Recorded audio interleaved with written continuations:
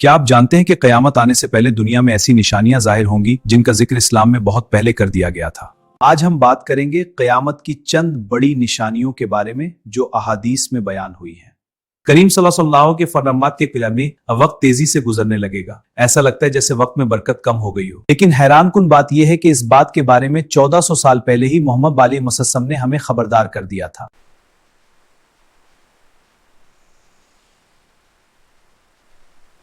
سال مہینے کی طرح، مہینہ ہفتے کی طرح، ہفتہ دن کی طرح اور دن گھڑی کی طرح گزرنے نہ لگے۔ آج اگر ہم اپنی زندگی کو دیکھیں تو بچپن کے دن بہت لمبے لگتے تھے، ایک سال ایسا لگتا تھا جیسے بہت لمبا وقت ہے، لیکن اب ایک سال ایسے گزر جاتا ہے جیسے چند مہینے ہوں۔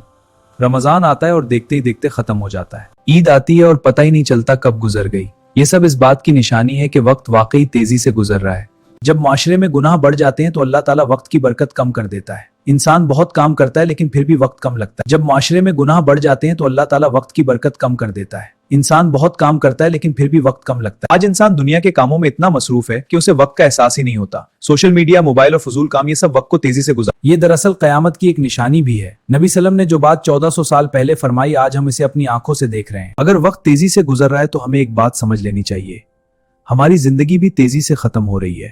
ہر گزرتا دن ہمیں موت کے قریب لے جا رہا ہے، اور ایک دن ایسا آئے گا جب ہمیں اللہ کے سامنے کھڑا ہونا ہوگا۔ ہمیں چاہیے کہ ہم اپنے وقت کو نماز میں، قرآن پڑھنے میں، نیک کاموں میں اور والدین کی خدمت میں استعمال۔ آج وقت تیزی سے گزر رہا ہے، اس لیے آج ہی فیصلہ کریں کہ ہم اپنی زندگی کو اللہ کی رضا کے لیے گزاریں گے۔ اور یاد رکھیں، جو انسان اپنے وقت کی قدر کرتا ہے وہی دنیا اور آخرت میں کامیاب ہوتا ہے۔